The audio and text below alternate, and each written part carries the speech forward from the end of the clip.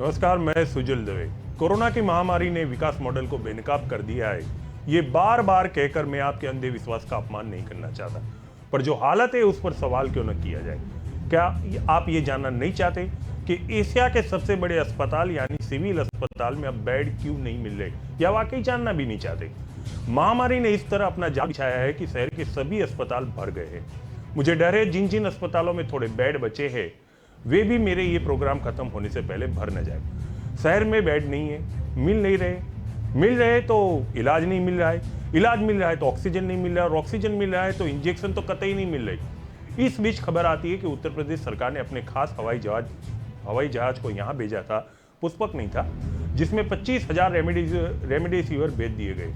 इस पर आपको सोचना चाहिए कि जिस इंजेक्शन को हासिल करके श्रवण कुमार बनने की चाह में हजारों नौजवान कतार में खड़े हैं, उन्हें तो इंजेक्शन आप दे नहीं पा रहे और स्टॉक खत्म हो गया ये कह के कतार बंद कर देते।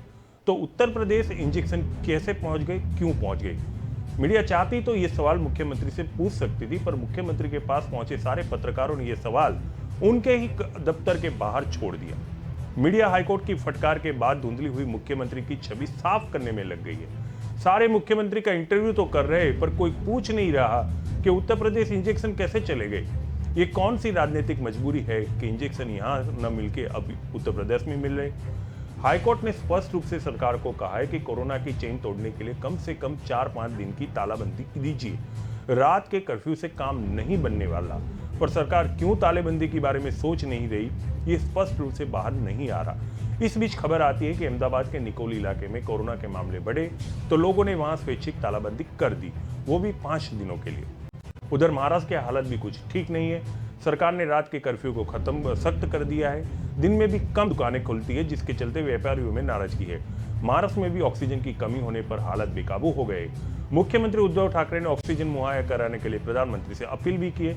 आज हम कोरोना की महामारी के बीच चिड़मिड़ा उठी स्वास्थ्य व्यवस्था पर ही बात करना चाहते हैं। जानना चाहते हैं हमारी जो व्यवस्था है वो कोरोना से लड़ने के लिए पर्याप्त है या नहीं। जानना चाहते हैं महाराष्ट्र सरकार कैसे इस महामारी से निपट रही है। इसी विषय पर मुझसे बात करने के लिए जुड़े गुजरात से वरिष्ठ पत्रकार देवेंद्र पटेल और महाराष्ट्र से वरिष्ठ पत्रकार स्नेहल मेहता।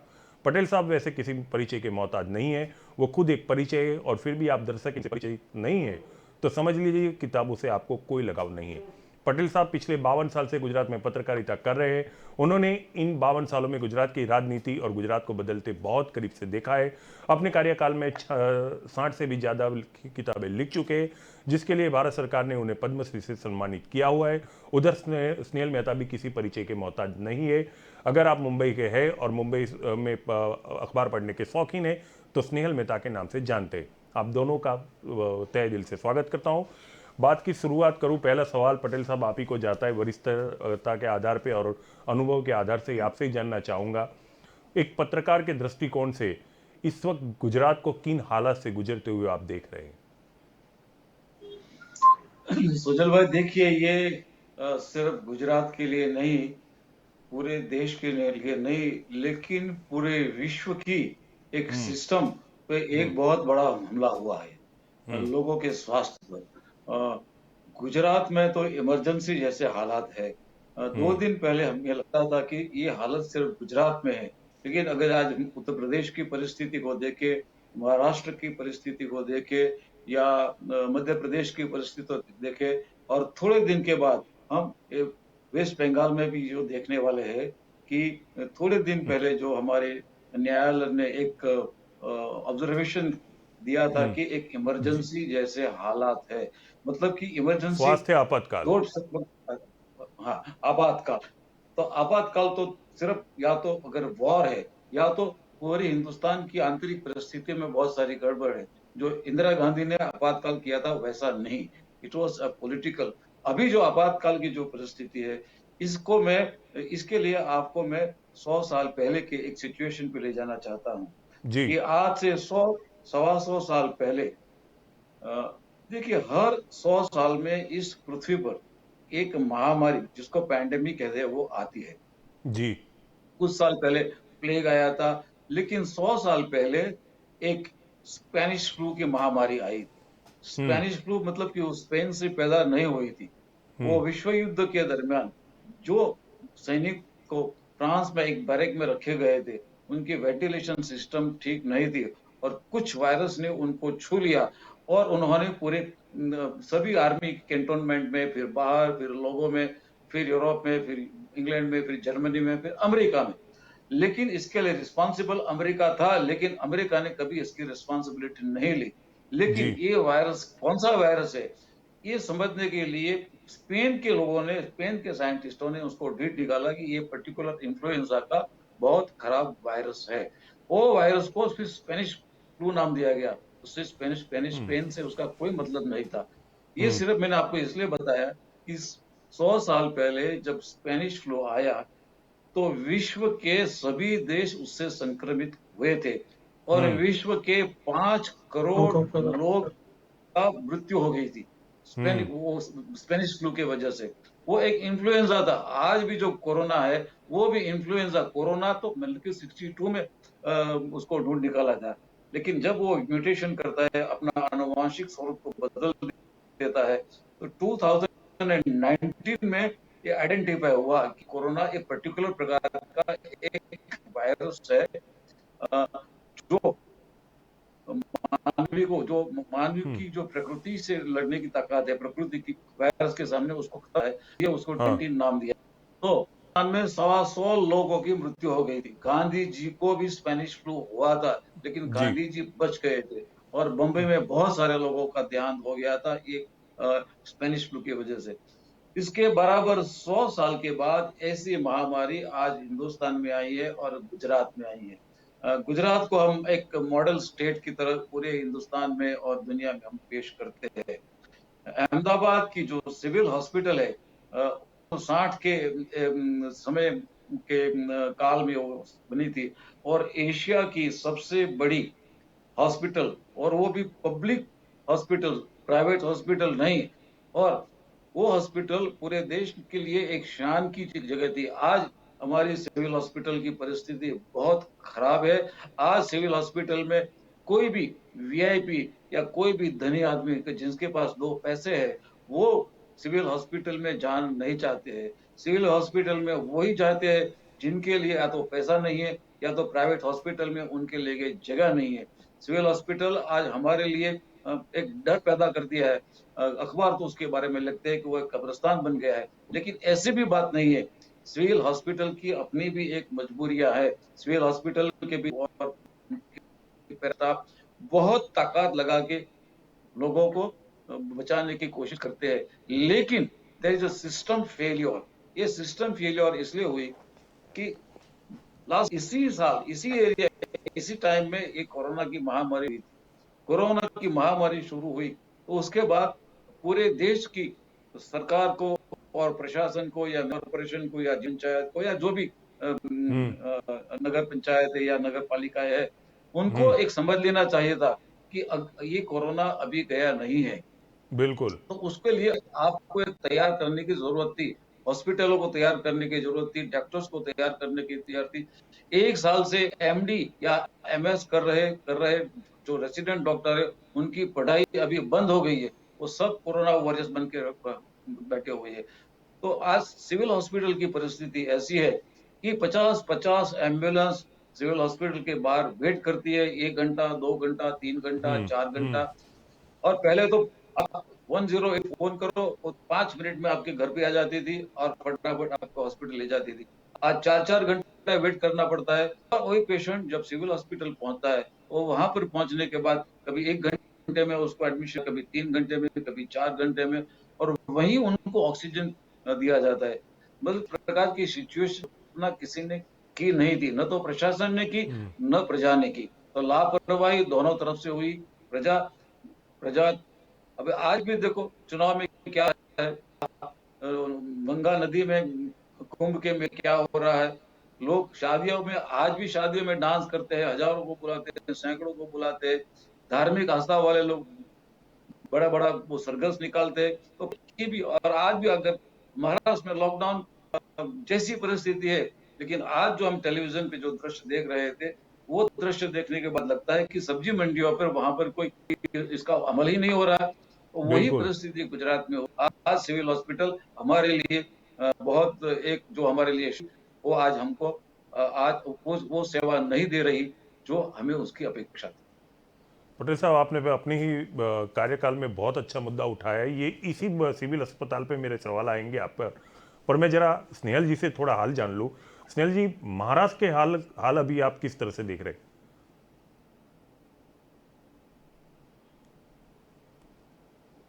स्नेहल जी, मेरी हेलो, आवाज आ रही है आपकी आपको? आवाज नहीं आ रही है। नहीं, रिपीट करो जरा। स्नेहल जी, मेरी आवाज आ हेलो, रही है? मेरी आवाज आ रही है? आपकी हाँ, आवाज अभी मुझे आ आ रही रही है। है। स्नेहल जी, हाँ, महाराष्ट्र के हाल को आप किस तरह से देख रहे हैं? नहीं कर रही है आपकी आवाज। स्नेहल जी, हेलो, मेरी आवाज आ रही है? सुजय जी, जी, मैं सुन रहा हूं आपको। आपकी स्नेहल जी, आप दोबारा मुझसे जुड़ने की कोशिश कीजिए। स्नेहल जी। आपकी आवाज नहीं, हाँ बोलो, अभी आ रही है। जी, अब मेरी आवाज आ रही है तो मैं आपके लिए प्रश्न ये हाँ, है हाँ बोलो कि बोलो। महाराष्ट्र के हाल को आप अभी किस तरह से देख रहे हो और वहां का क्या हाल है? देखिए, महाराष्ट्र के हाल जो अभी देवेंद्र जी ने जैसे बताया कि गुजरात के हाल जैसे है, हम्म। उससे भी बदतर हाल है हमारे महाराष्ट्र के। हम्म। अरे, आप तो महाराष्ट्र आर्थिक में राजधानी है सबसे भाई। बड़ी आर्थिक राजधानी राजधानी सिर्फ अब नाम की रह गई है। अभी पॉलिटिकल राजधानी कहा जाता है इसे, क्योंकि यहाँ पे पॉलिटिक्स से होती है और कुछ नहीं होता है। जी। देखिए, आज कोई भी राजकारणी पकड़ो, चाहे सत्ताधारी पकड़ो या विपक्ष पकड़ो, हम्म। कोई भी राजकारणी इस महामारी के समय में कहीं भी आम आदमी को कोई भी कुछ नहीं दे रही है। हम्म। सरकार भी नहीं दे रही है, सिर्फ हम्म। जाहिरात कर ने अभी जाहिरात की थी कि भाई शिव भोजन मुफ्त में दिए जाएंगे, लेकिन आज की तारीख में भी शिव भोजन के पैसे दिए ही जाते हैं। हम्म। पूछा गया तो वो बताते हैं कि भाई हमें अभी तक राइटिंग में ऑर्डर नहीं मिल रहे हैं। हम्म। अभी के जैसे कि मैंने ये अपने पालिका की भगवती हॉस्पिटल है बोरीवली में, हम्म। वहां पे हालात इतने खराब हो गए, ऑक्सीजन भी नहीं है, तो वहां से अभी जो पेशेंट है वहां से दूसरी जगह पे शिफ्ट कर रहे हैं पालिका। हम्म। इतने और नासिक में इस तरह से है कि नासिक की सासुन हॉस्पिटल में एक ही बेड पे दो दो पेशेंट को रखने की नौबत आई गई, वहां तक आए। हम्म। तो दिन ब दिन बढ़ते ही जा रहे हैं और बढ़ेंगे ही, क्योंकि हम्म। न तो हमारी प्रशासन पब्लिक पे ही दोष दे रही है। क्या हम्म। प्रशासन की कोई जिम्मेदारी नहीं है? प्रशासन सभी जगह पे फेल हो गई है। हम्म। जैसे बीच में कोविड जो कम हो गया था, तभी हम्म। प्रजा और प्रशासन दोनों ने ही अपने ऐसा लगा था कि कोविड निकल गया। हम्म। प्रशासन ने भी अपनी बेदरकारी दिखाई और पब्लिक ने भी दिखाई। हम्म। इससे तो मीन्स प्रशासन सिर्फ ये कह रहा है कि पब्लिक से ही ये जो है कोविड फैल रहा है। हम्म। अभी जैसे उद्धव जी ने कहा, बार बार कहते हैं कि भाई लोकल ट्रेन में जो भीड़ होती है, भीड़ भाड़ वाले इलाके या लोकल हम्म। ट्रेन, तो क्या सिर्फ लोकल ट्रेन या भीड़ भाड़ वाले जगह से ही क्या कोविड फैलता है क्या? हम्म। ऐसा लोगों में चल रही है बात। हम्म। देखिए, अगर भीड़ भाड़ वाली जगह से अगर कोविड फैलता रहेगा तो हमारे पंडित और होने जा रहे हैं, उसमें देवेंद्र फडणवीस जी ने, संजय राउत जी ने, ये सभी ने इलेक्शन की जो रैलियां की, उसमें तकरीबन हजारों की पब्लिक आई थी।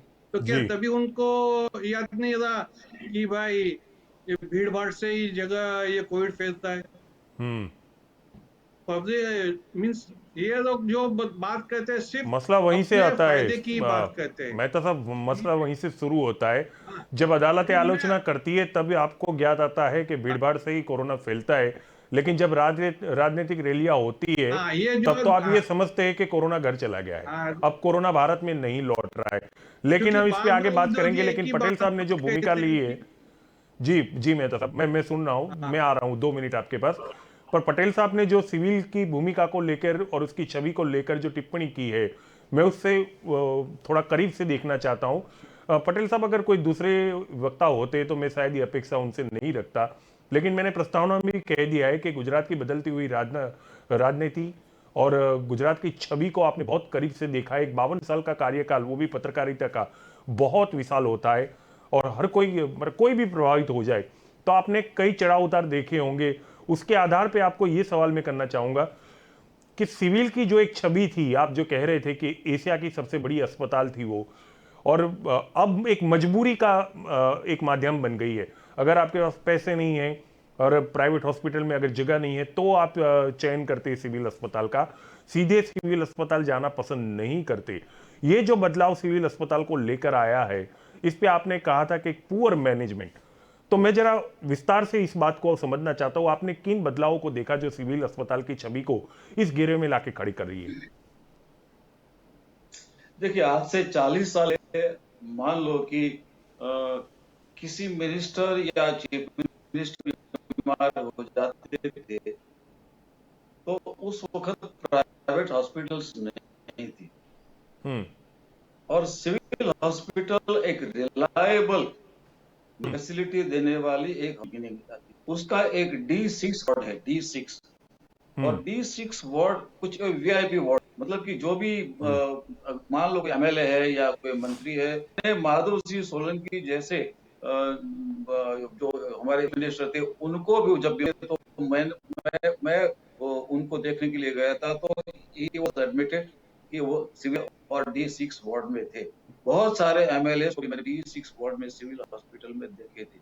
आज हमारा न तो विपक्ष का, न सरकार का कोई भी आदमी, न धनवान आदमी, न सुखी आदमी, न यूनिवर्सिटी का बहुत बड़ा प्रोफेसर, या न कोई लेक्चरर, या न कोई कंपनी का चेयरमैन ही वो सिविल में जाना पसंद करता नहीं है।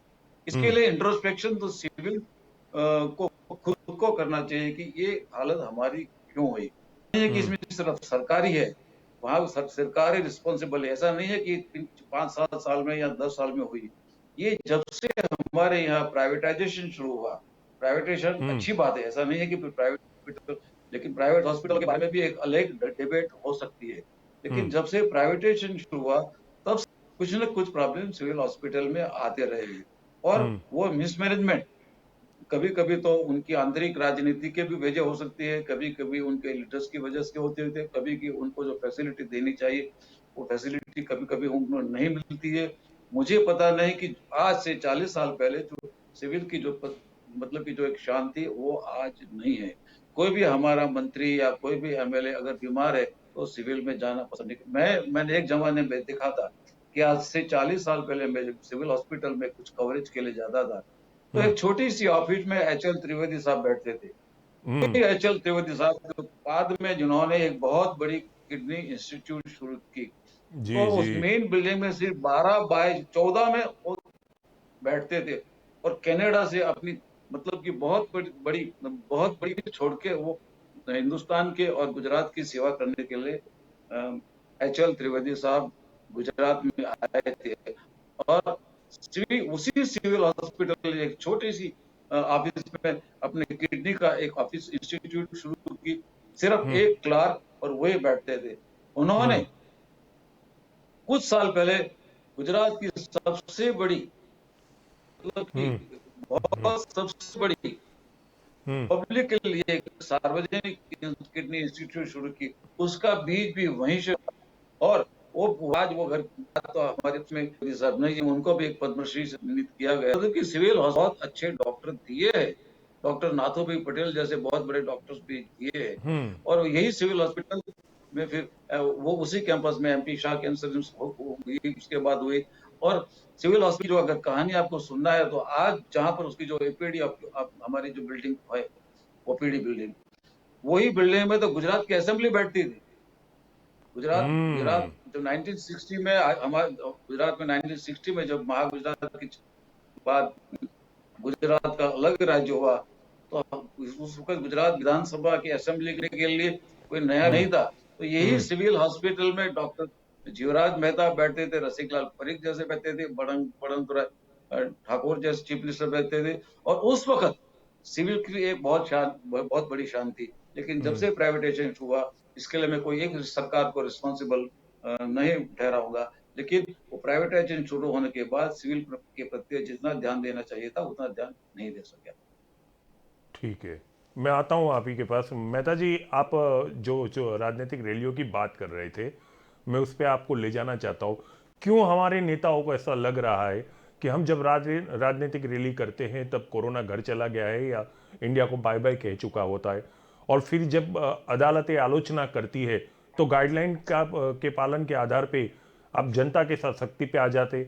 ये हालात हमारे देश के ऐसे क्यों है? आप एक पत्रकार के दृष्टिकोण से क्या क्या इसको जिम्मेदार मानते हैं?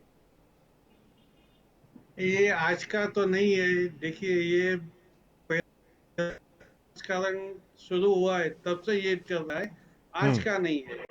जी। आप पहले के भी राजकारण में देखिए, देवेंद्र जी मुझसे ज्यादा सीनियर है, वो ज्यादा जानते हैं क्योंकि उनको मालूम है कि हम्म। पहले भी इस तरीके से हुए हैं राजकारण में। ऐसा नहीं है कि सिर्फ आज ही है, हम्म। लेकिन क्या है कि ये राजकारणी ये जो है पहले कुछ हद तक लिमिटेशन में रहते थे, लेकिन आज देखिए सभी ने, ये कहने में कोई संकोच नहीं करूंगा मैं कि सभी ने अपनी जो लिमिट है वो क्रॉस कर दी है। उन्हें सिर्फ सत्ता चाहिए और हम्म। कुछ नहीं।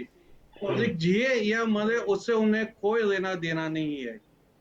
हम्म। ये देखिए जैसे हमारे पंढरपुर में देखिए आज की तारीख में भी इतने पब्लिक में, वहां पे भी कोरोना है, नहीं है ऐसा नहीं, लेकिन फिर भी वहां पे भी इलेक्शन हो रहा है।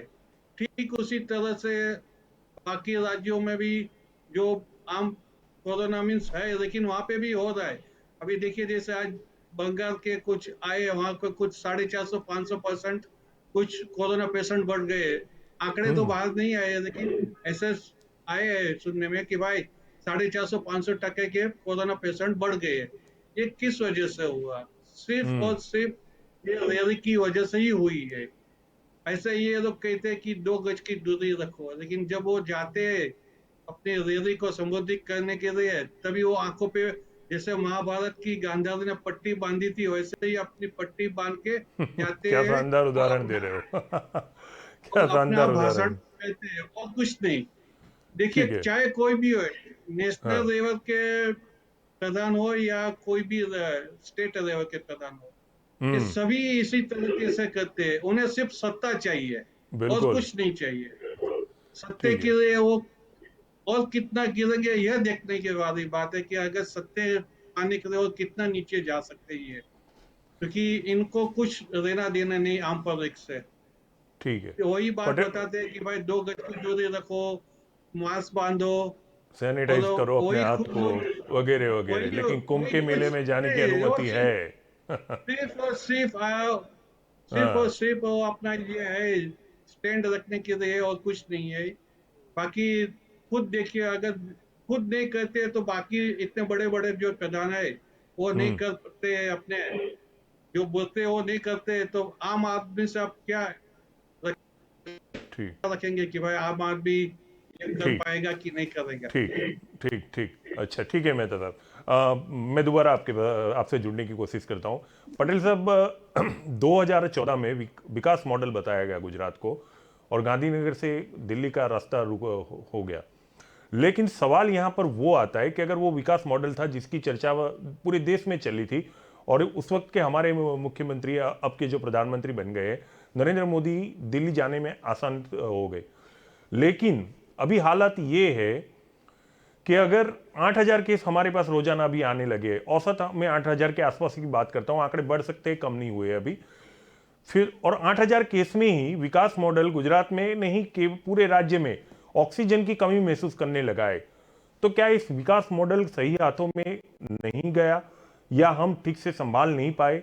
एक पत्रकार के दृष्टिकोण से आपको क्या क्या कमियां नजर आ रही है कि 8,000 केस आने पर हम ऑक्सीजन ढूंढने निकले हैं? देखिए, ये पूरी देश, दुनिया और गुजरात के लिए सबसे पहला एक्सपीरियंस है। हम्म। गुजरात का विकास मॉडल नॉर्मली उसके बिजनेस और इंडस्ट्रीज के पेरिफेरी में उस सब्जेक्ट को लेकर वो किया जाता है। हम्म। लेकिन दुनिया का कोई भी देश इस प्रकार की महामारी के लिए तैयार नहीं था। अमेरिका भी हम्म। नहीं था। आज अमेरिका की हालत देखो, अमेरिका में तो हमारे जैसी खराब हालत है। हम्म। इटली को देखो, one of the finest country, एक बहुत डेवलप, लेकिन सबसे बड़ी बात उन्होंने ये की, वहां पर 300 कंपनियों ने, इटली में 300 चाइनीज कंपनियों ने उसका अड्डा लेके रखा है, और वो सब वुहान के थे, और वुहान से आते जाते थे, और वुहान से अपने साथ साथ कोरोना लेके गए। आज इटली के हालात आप देखो तो इटली में भी इटली के कब्रिस्तान में जगह नहीं है। ब्राजील की बात छोड़ो, ब्राजील तो बाद में आता है क्योंकि वो ब्राजील तो बहुत छोटा और इतना धनी नहीं है। फ्रांस वन ऑफ द जो न्यूक्लियर पावर हाँ, जिसके पास आर्थिक पावर है, जिसके पास टेक्नोलॉजी है, सब कुछ है, लेकिन फ्रांस भी उतनी खराब हुई। Germany one of the most developed country, उसकी हालत भी ऐसी खराब होगी। मतलब सिर्फ विकास और इस महामारी को हम न जोड़े। सवाल ये ही है कि हमें जो सीखना चाहिए था दुनिया की बात से, वो हमने नहीं सीखा। सिर्फ गुजरात ने नहीं, पूरे हिंदुस्तान ने नहीं सीखा। अब अगर मैं आपको एक बात बताऊं जी। कि लास्ट ईयर इसी समय में, कि थोड़े महीने के पहले, हिंदुस्तान में सिर्फ 100 केस कोरोना के आए और पूरे हिंदुस्तान को प्राइम मिनिस्टर नरेंद्र भाई मोदी ने लॉकडाउन अनाउंस कर दिया। आज उससे ज्यादा केस है। आज हमारे यहाँ रोज 20,000 केस आते हैं। वो लॉकडाउन नहीं करते। लॉकडाउन करने के पीछे कोई वैज्ञानिक और साइंटिफिक रीजन है या राजनीति है या उनकी कोई मजबूरी है, मैं नहीं जानता। लेकिन मैं आपको एक एग्जांपल देता हूं कि यूके में, ब्रिटेन में दिसंबर के एंड में और जनवरी की बिगिनिंग में रोज के 40,000 केस आए। ब्रिटेन ने एक ही दिन में अनाउंस कर दिया कि 3 महीने का लॉकडाउन रहेगा और पूरा 97 डेज तक ब्रिटेन में लॉकडाउन रहा और सख्त लॉकडाउन रहा। मेरे बहुत सारे रिश्तेदार लंदन में रहते हैं, मैनचेस्टर में रहते हैं, उन्होंने मुझे बताया हम हमारी अपनी सोसाइटी में, अपने मोहल्ले में, जी। मेरे घर से बाजू वाले के, अपने नेबर के घर पर नहीं जा सकता। आपको खाने का जो भी ऑर्डर करना चाहते हैं, आप टेलीफोन करके वो ऑनलाइन मंगवा सकते हैं। और दूसरा उन्होंने काम किया कि मास वैक्सीनेशन, और 3 दिन पहले वो 97 डेज का वो जो लॉकडाउन था उसको खत्म कर दिया गया, उसको खोल दिया गया। आज वहां पर 40,000 केस, सिर्फ 4 केस हो गए। आपको कि ये हमको सीखना चाहिए था। आज हम कह रहे हैं कि नहीं, लॉकडाउन की कोई जरूरत नहीं है, लॉकडाउन से कुछ नहीं होगा। अरे लॉकडाउन एक साइंटिफिक, लॉकडाउन में आर्थिक समस्या है। आर्थिक समस्या को हल करने के लिए भी आपको कुछ श्रमिक है या कंस्ट्रक्शन, उनको सरकार के पैसे है, वो भूखे न और नौकरी न करना को। सुजल भाई, जी। आज से 70 साल पहले की सिर्फ एक गुजरात की 19 गुजरात ले गया था और सिर्फ सिर्फ तादाद हमारी पॉपुलेशन कितनी होगी उस समय में, 35 लोग प्लेग से 13 डिस्ट्रिक्ट में मर गए थे।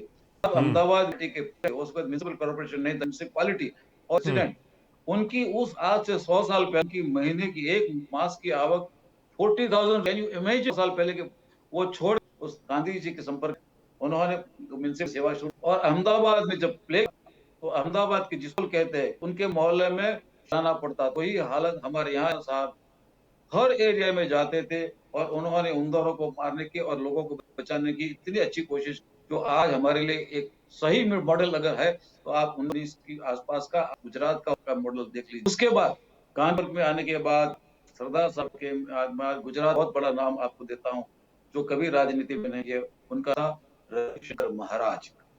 रविशंकर महाराज, उन्होंने कम उम्र में अपना घर छोड़ दिया, अपनी मिलकत और अपने घर पर पता नहीं जो भी अपना अपना जो भी अधिकार था छोड़ के वो गुजरात की सेवा में आ गए। और गुजरात के ऊपर जब जब आप संकट आया, या मान लो कि अतिवृष्टि हुई या अनावृष्टि हुई या अकाल आया या कोई कोई भी समस्या आई, तो रविशंकर महाराज गांव गांव जाते थे, लोगों को मिलते थे, उनके लिए जो अगर अनाज चाहिए, तेल चाहिए, घी चाहिए, शक्कर चाहिए, और वो उनको देने वाले गुजरात के बहुत महान श्रेष्ठी थे। आज हमारे गुजरात के पास श्रीमंत लोग हैं, घर में श्रीमंत लोग हैं, पैसे वाले हैं, लेकिन श्रेष्ठी देख ढूंढना बहुत मुश्किल है। उस जमाने में अमृतलाल हरगोविंद दास ने जब बिहार में अकाल आया, जैसे महामारी थी वैसी इमरजेंसी थी, अकाल से लोग मर रहे थे, तो रविशंकर महाराज को दिया कि ये पैसा आप ले जाओ और बंगाल बिहार में जाओ और लोगों को बचाओ। वो बिहार गए, वहां पर लोगों को उन्होंने अन्न बांटा, खाना बांटा, तेल घी शक्कर जो भी चाहिए बांटा, जिनको पैसे चाहिए उनको पैसे दिए और वो प्रजा को बचाने की उन्होंने कोशिश की। गुजरात में बनासकांठा में भी जब अकाल आया तो वहां पर जाके उन्होंने बहुत सारे बोर करवाई और लोगों को बचाया था। और वही रविशंकर महाराज जब बीमार थे तो उन्होंने बोला कि शेठ अमृतलाल हरगोविंद दास को बुलाओ, मुझे इससे बात करनी है।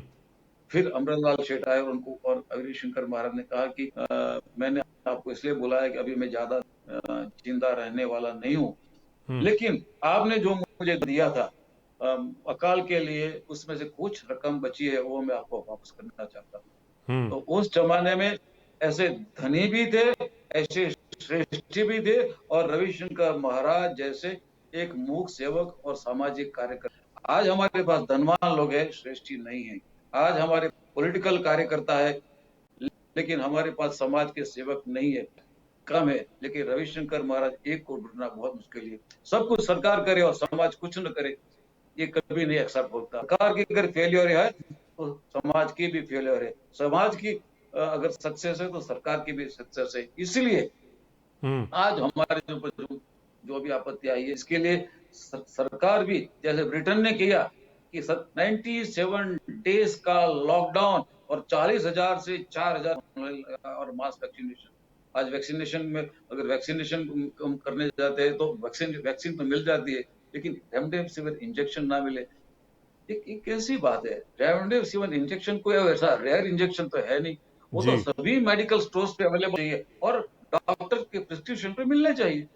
कोई एक आदमी उसको पकड़ के ले जाए, ऐसा नहीं है कि मुझे दे दो। मतलब कि एक रूल्स एंड रेगुलेशन में अगर एंटीबायोटिक जैसे दवा अवेलेबल है, बीजी दवा औषध अवेलेबल, ऐसे रेमडेसिविर हो जाए, मतलब कि there is a problem of a system. ठीक है। मेहता जी, पटेल साहब जो बात कर रहे थे उन्होंने खास जो तालेबंदी पे दी थी, मैं थोड़ा आपको बता दूं कि 24 मार्च 2020 को जब हम पहला दिन था तालाबंदी का, उस वक्त भारत में 565 केस थे और 9 मौतें हुई थी। अब रोजाना गुजरात में 8,000 केस आ रहे हैं। महाराष्ट्र का फिगर आप मुझसे बेहतर जानते हैं। फिर भी महाराष्ट्र में उद्धव ठाकरे चाहते हैं कि तालाबंदी हो, लेकिन वो कर नहीं पा रहे। आपको क्या वजह नजर आ रही है? और यही सवाल लेके मैं जाऊंगा पटेल साहब के पास, पर आप अपना पहले पक्ष रख लीजिए। महाराष्ट्र के देखो, तालाबंदी तो उनको करनी ही है, लेकिन उनको थोड़ा डर भी है, क्योंकि अगर तालाबंदी की, देखिए वैसे भी अभी संचार बंदी उन्होंने शब्द यूज किया है कि संचार बंदी डाली है और चेक दी ड्रेन करके डाले है, ये शब्द उन्होंने लॉकडाउन शब्द यूज नहीं किया, क्योंकि उनको मालूम है अगर लॉकडाउन शब्द यूज करेंगे तो पूरा पूरा तालाबंदी हो जाएगा, जो उसको आज की तारीख में पकड़ेगा नहीं। क्योंकि उनको मालूम है कि अगर वैसे भी स्टेट की जो हालत, महाराष्ट्र स्टेट की जो फाइनेंस हालत है वो अब इतनी खराब हो चुकी है कि लोगों को उनके मीन्स सभी तरह से कोई धंधा पानी नहीं है, कोई आवक भी नहीं है ना। मतलब महाराष्ट्र ठीक से गवर्नमेंट ठाकरे को कुछ सरकार काम नहीं कर रहे। काम तो बिल्कुल ही नहीं कर रही है, ये तो बात सही है। उन्होंने आम आदमी को फाइनेंशियली जो था वही तोड़ा है और कुछ नहीं। जैसे देखिए उन्होंने मास्क पैसे दिए, 200 रुपए स्टार्टिंग किया, फिर 500 किया, इससे कुछ भी नहीं हुआ, क्योंकि उनको मालूम है कि सिर्फ फाइनेंस मीन्स वो पालिका के पास ही जाता है। और पालिका में जो भी स्टेप लिए है, कोई भी मीन्स आज तक देखेंगे तो पालिका ने कोई भी स्टेप नहीं लिया, न महाराष्ट्र गवर्नमेंट ने लिया। जब पहला लॉकडाउन हुआ था तभी उन्होंने मीन्स पूरे सेंटर इंडिया में हुआ था लॉकडाउन, वहाँ कुछ स्टेप लिए थे जो सेंटर की सहायता से लिए, लेकिन फिलहाल वो कोई भी किसी भी प्रकार के स्टेप नहीं ले रही है। आम आदमी को कुछ तकलीफ दूर करने के कोई भी स्टेप नहीं ले रही है। और सिर्फ जो भी है वो सिर्फ आम आदमी के पास से आज की तारीख में भी वो पैसा वसूल ठीक है पटेल साहब, क्योंकि उनको जी जी जी जी, रख उनको लीजिए, क्या आपने है अपनी कि बात सिर्फ खत्म कर लीजिए। पैसे ही इकट्ठे करने और कुछ नहीं करने हैं। अभी देखिए उन्होंने अभी जो लास्ट टाइम अभी उद्धव जी ने कहा कि भाई जो कोरोना के पेशेंट बढ़ रहे हैं करके उन्होंने आम आदमी मीन्स जो अपने सेवाभावी संस्था है उनको भी आह्वान किया। ये आह्वान उन्होंने पहले क्यों नहीं किया? हम्म जब इतने था कि कोरोना बढ़ रहे हैं थोड़ा थोड़ा हाँ टाइम में, तो उनको मालूम था कि ये दूसरी लहर आने वाली थी। पालिका हम्म प्रशासन को मालूम था कि उन्होंने हम्म खुद कबूल किया है अपना कि भाई दूसरी आएगी, तीसरी आएगी, आएगी।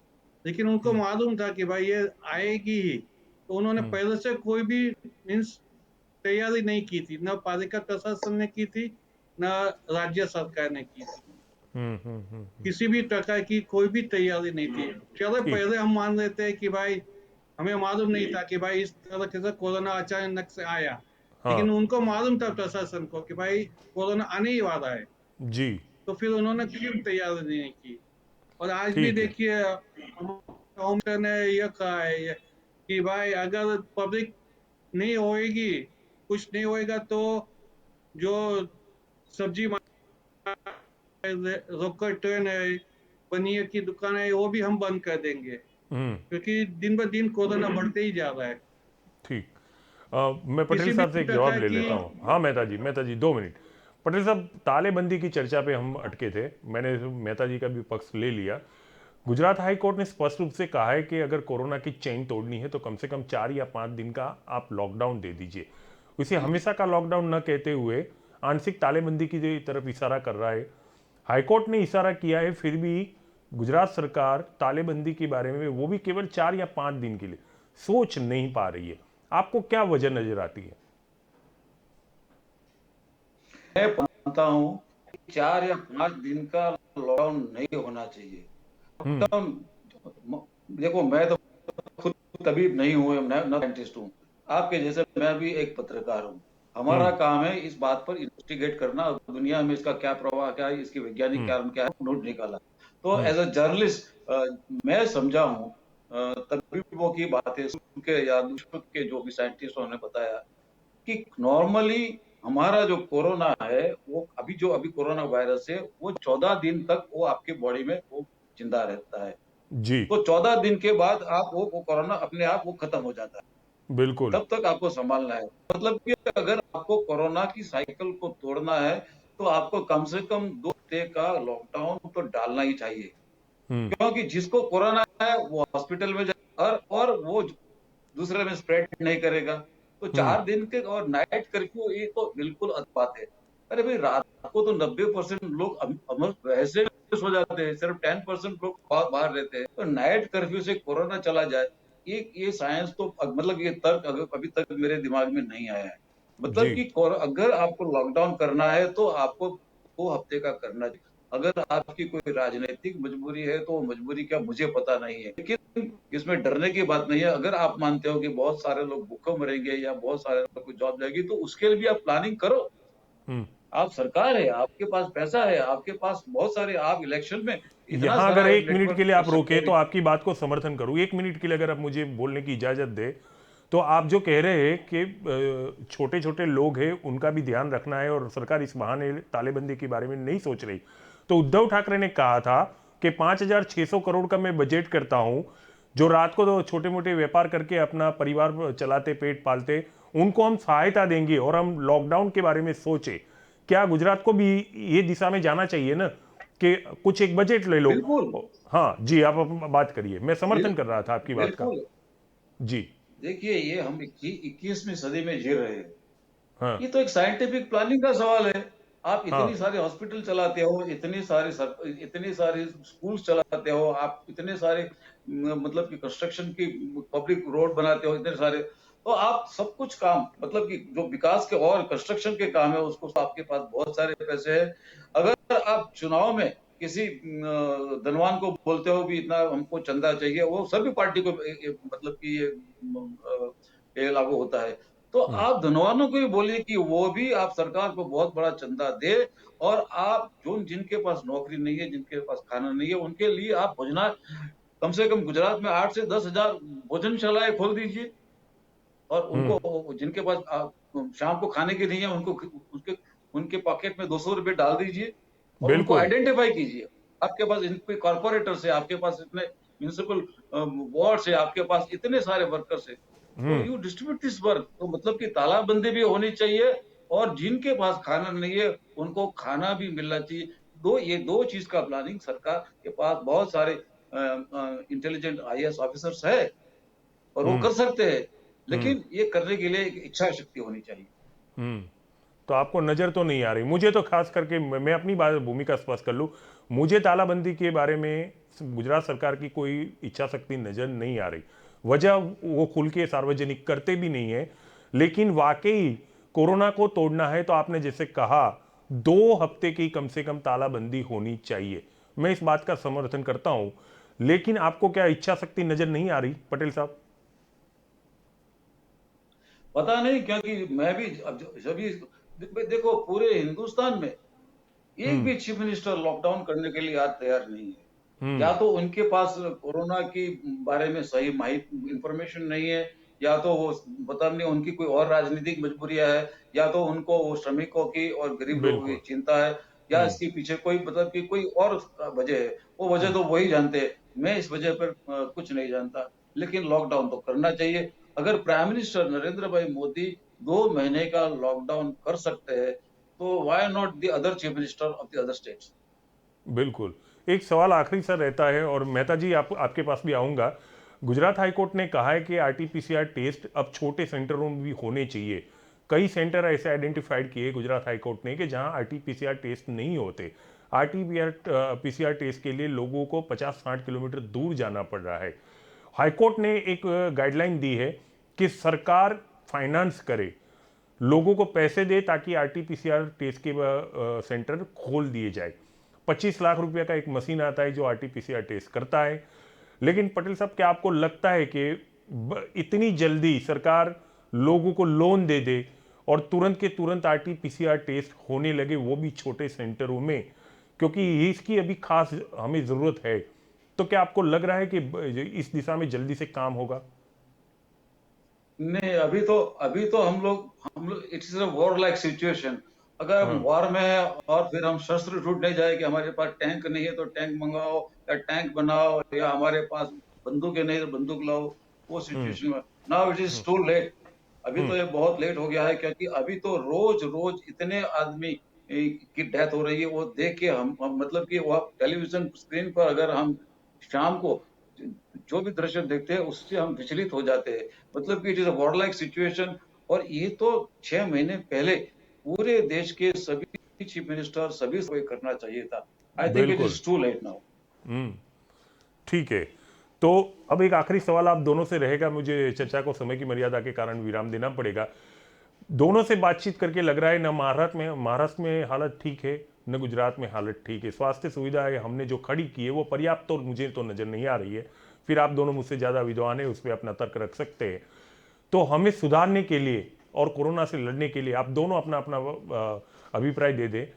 क्या क्या करना चाहिए? क्या सुधार की जरूरत है, क्या सतर्कता की जरूरत है? मेहता जी, मैं आपसे शुरू करता हूं, पटेल साहब से खत्म करूंगा। मेहता जी। इसमें तो ऐसे प्रशासन और प्रजा दोनों को साथ मिलकर चलना चाहिए। हम्म। सिर्फ प्रशासन ही आज चल रही है।